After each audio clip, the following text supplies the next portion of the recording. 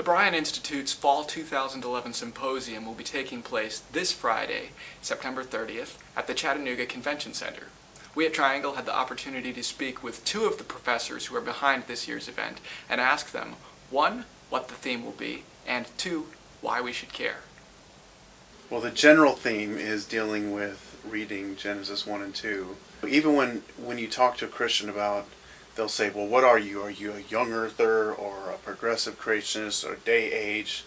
The question of theistic evolution comes up. The problem is that most people don't realize that they're actually missing a major step in that discussion. It's not just a theological issue, but it's also a modern question. How do we read Genesis as people today? As modern people or postmodern people or what have you, when we engage this very important literature, what are we to make of it? And our focus in this conference is to fill in that gap of what I think, personally, is the more important set of questions and the more fundamental set of questions.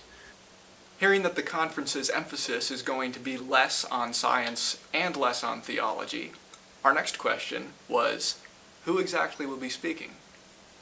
The panel that we are bringing together for the conference are not scientists.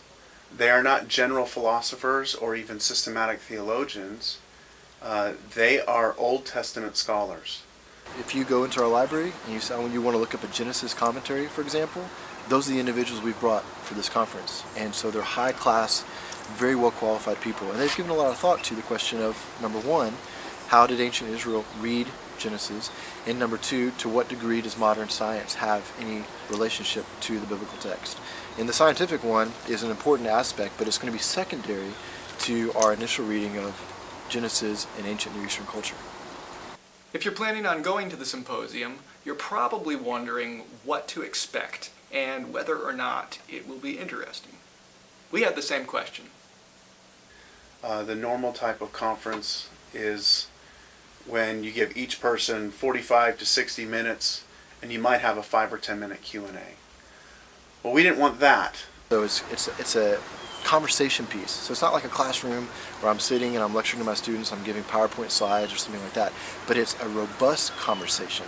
We want to see these guys debate it in front of the audience. We want to have them to have a lot of time to ask questions, to challenge. So we hope this will be a lot of fun.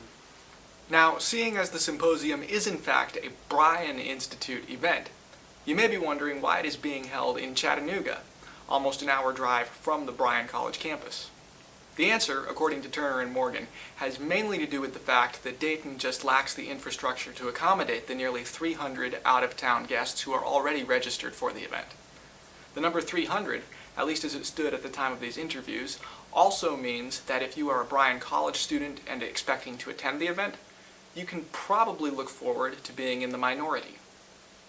Andrew Wilbur, Bryan Triangle.